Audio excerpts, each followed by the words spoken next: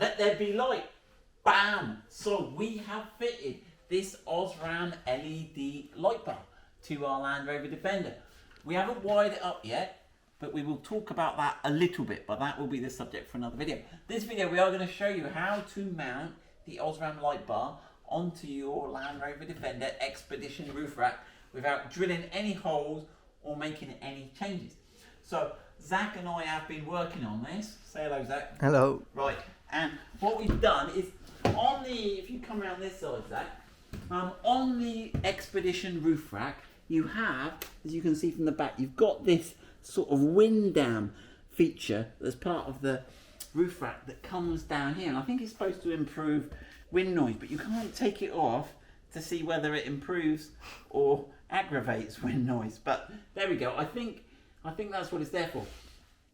And we've designed some brackets that basically fit onto this and come forward. We'll show you the brackets. And what you do is it creates this little ledge that we think is super neat. And you can mount the light bar along, and it doesn't come down really any lower than that wind buffet. So it sits in super neat behind, and you hardly notice it's fitted. It almost gives a sort of factory fitted look. There we go. So we're going to have a look at the light bar, how it mounts, and how to install this. So actually, let's just power it up quickly. Right then, you ready to be blinded, Zach? So we are just going to power this off a simple battery for the moment. So there we go. That is pretty razzle dazzle. Right, so let's have a look at the kit. So basically you have got two brackets, they're both the same. These are made from aluminium and they're powder coated. And what you are going to do is, that's the front of the vehicle, you are going to put it up behind, and then using an existing screw in the roof rack bolt, you're going to bolt that in. And then what we're going to do is we are going to fit this clamp plate which holds a captive nut, and what that does is that comes down and it clamps against that air dam, and as you tighten the bolt it clamps it all together so it is one, and then it gives you two I got that the wrong way around, haven't I, Zach? It goes like that. It does. God, we'll wipe that out of the video. No, we won't.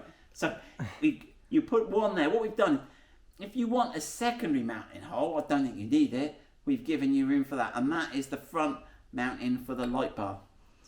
He's nodding now, he didn't tell me before. And then that clamp plate goes on, and this clamp plate can go either way round, and they're both the same.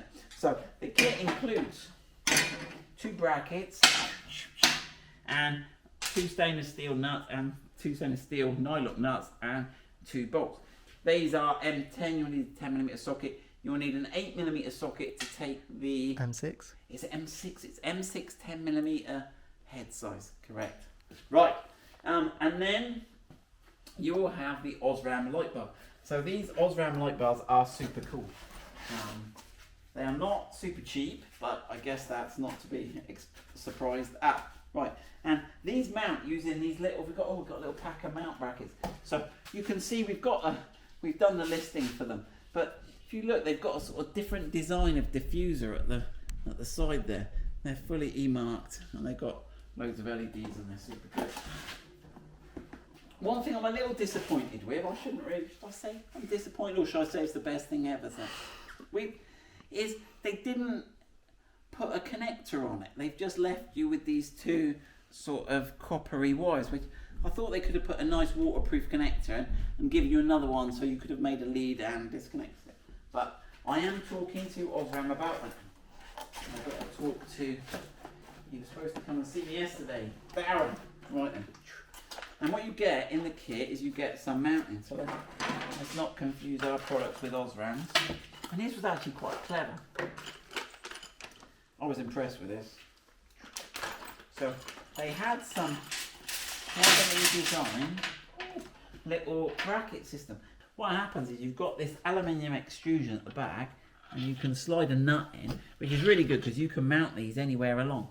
And then what you do is you put this bit over the back, and the clever thing is where this is curved at the back, you can rotate this a little bit, which will allow you to, on the front of the car, you can adjust whether the light bar's square, or you can point it down a little bit just to get the aim exactly as you want it. And the other thing that's really good is that you don't bolt it directly to our brackets. they have these little rubber inserts. So when you bolt it to our brackets, I'll get it the right way around this time. Oh, what's that? Right. It sits like that. And so you've got a bit of shock absorber because you don't get metal to metal contact. You've got this little rubber bush there. So that all bolts up, but you've got the rubber bush. So you've got some sort of vibration isolation, which I think is... So you get that. I don't need to show you every little bit and how it goes, but we'll do that now. Right, we are going to take that off the car. We are going to put our car back to standard, and we are going to show you step by step how to assemble our kit onto the car. Right, we think we've worked out the best way of doing it. So I think it's going to be better to assemble it off the car. So this is the assembly we'll get, and then what we'll do is we'll go up to the car, we'll put the screw in, and then we'll clamp that block up. But we can get all the bits assembled rather than working up on the roof. So we've done one side, we're going to show you how to do the other side now. So I've got all the bits. So the first thing we can do is we can take this bolt, put the little shock absorbing mount in. Alright, then we're going to mount that onto the bracket using that single hole there, pointing backwards a bit. Okay, and then we can put a washer underneath and a nut. And interestingly, we had some stainless steel nuts, but we had some stainless steel dome nuts on ours, but OSRAM have actually done better, I think. They've got this little plastic cap on there. So let's just tighten that up. 13mm socket, spanner, whatever, ratchet spanner.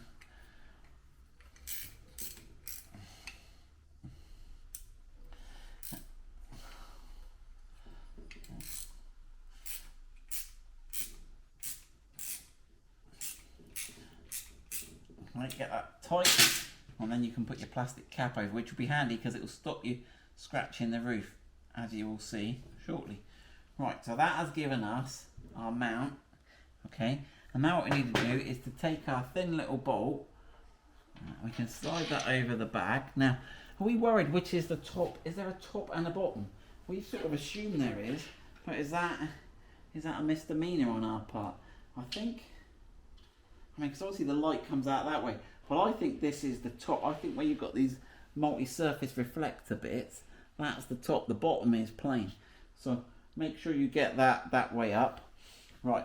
So, and then what you can do, if I hang this over the side here, you can see. So this is now going to go onto here, like so. And you can see we can slide this along. Now, we want to put this washer and nut on here. We just get the washer and the nut. Thought I'd lost the washer there. Put the washer on, and this all comes in the OSRAM. All the bits I'm using to fix the light come in the OSRAM kit. All the other bits come in our kit. So we do sell these brackets separately. So if you want, we're just showing how to mount the OSRAM bar, but we do give you two mounts, and we've put the distance, I'll put it on the screen now, between the 2 center mounts. So you will end up with 2 round holes on your roof, and I think our listing gives you the dimension from the bottom of the bracket to the top, because you've got your roof rack over here, haven't you? So you've only got a finite amount of space this way. Okay, now you might not want to super tighten that till the end, because we want to leave that so that we've got... And you might want to leave them both tight, but we've already got that one in the right position. Right, are we all good, Zach? No. What we now need to do is to fit this bracket. Now, actually, the bolt goes in that end, doesn't it? And then that goes through there. No. No. The nut goes in. The nut goes in? Yeah. Are you sure? Yeah. You're right, sure, and you're right. So put the nut in there. So the nylock, the blue bit wants to be towards us, doesn't it? Yeah. Right, and do we want to, I'm going to just give, and it's on a taper that, isn't it? Yeah. So if I just give it a quick, so it doesn't fall out, I can give that a quick sort of pull in, can't I? Yeah. Right, and then that goes there, and then we should better get that. Oh, sorry, am I not? I should better get that through there, into the hole. There we go. Right, just till it hits the, and we can tighten that up when it's on the roof. So as we tighten it up, that's going to clamp. So we're ready to go on the roof. So right, let's have a look which way. That's that way, that's that way. So we have put something protective on your roof. Now, what I'm gonna, if you come this side, Zach, I think you're still better off this side. What I'm gonna suggest you do is you can feed it in. So rather than trying to curl it in underneath, you've got just enough room there to slide that bracket in. Okay, you should be able to do this one person. Right, and then you can go and jump up on the, or we'll bring a chair here, Zach, and then we'll take out the screws and show how to fix those in. Right, so in your roof you will have 2 screw bolts that join these 2 bits of extrusion together. So you can undo those. Now, I don't think we've got the original ones. We lost them, didn't we, Zach? Can I blame you? Yeah. Yeah, thanks. And I think the original ones were black. So you take those out, but we did check at the time, they did have enough thread to take the thickness of the bracket. Then what you can do is you can bring your bracket along, make sure you've got your clamp in the right place. Alright. Okay, and then you can go through the top hole. Can you see any of this, Zach? Yep. Yep. And then you can put the original bolt back in to there. He says, it's just caught on the plastic block. There you go. Make sure you got enough clearance on that plastic block. Okay. Now you have got a bit of a slot there, but for now I wouldn't worry too much.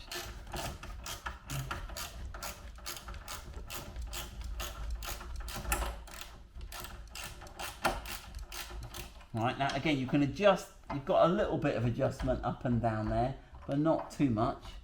I'm going to just put it level with the top. Okay, right, I'll go and do the same on the other side, and then we'll come back to this side and we'll do up that bottom, because at the moment what you're going to have to do is you're going to have to get the other side on the same, and then you're going to have to slide it sideways looking from the front of the vehicle to make sure it's central.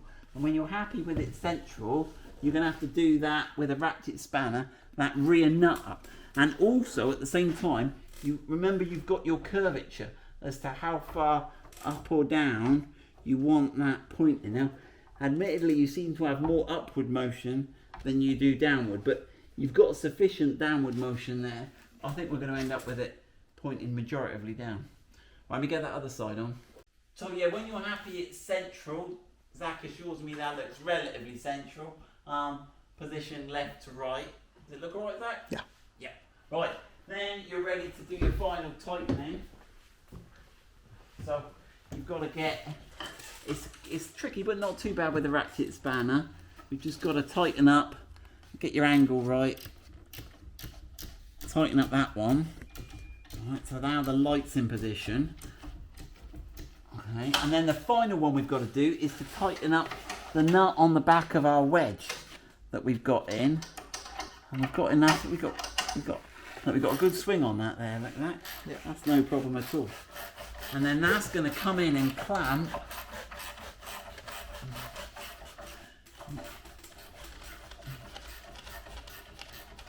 That's going to move that wedge and clamp that vertical plate between the bracket and the wedge.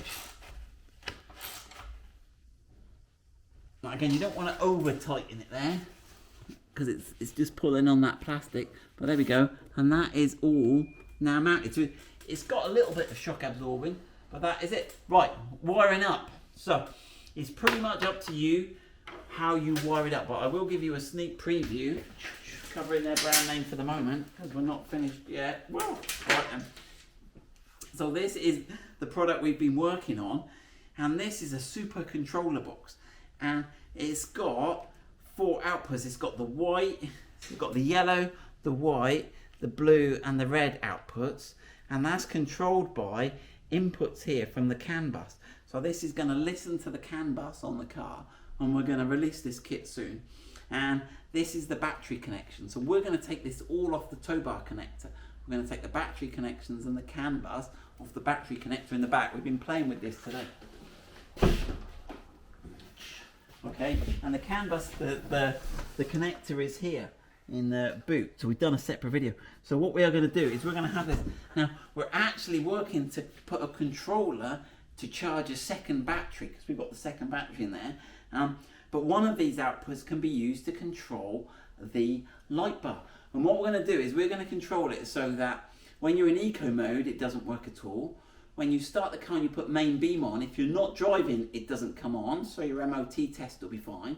It's like a little cheat box feature, right? But then when you're driving above 30 miles an hour, but you can have a slider and you'll be able to configure it yourself, whether you want it to be 30 or 40 miles an hour, and you put main beam on, bam, your light bar will come on, but it won't come on bam. This box is so tricky, it can do fading, so it will come on, whoop, and then when it turns off, because otherwise if a light bar comes on straight away, your eyes can't adjust. So it's going to fade in, and then when you turn it off, it's going to fade out as well. So this is coming soon. Keep watching. We've been doing some testing on the vehicle today. I've put the CAN bus video up. I'll put a little pointer there if you want to see the CAN bus decoding video. So this is going to come soon. But for now, you might want to wire it with a switch, or you might have your own way of controlling it. Right. Good luck with that. Anything else we need to add, Zach? We reckon it's a pretty neat solution, that OSRAM Lightbar. We like OSRAM. So there you go, OSRAM Lightbar. You can use a different light bar. Zach's mounting brackets with little clamps. We think that's cool. Good luck with that.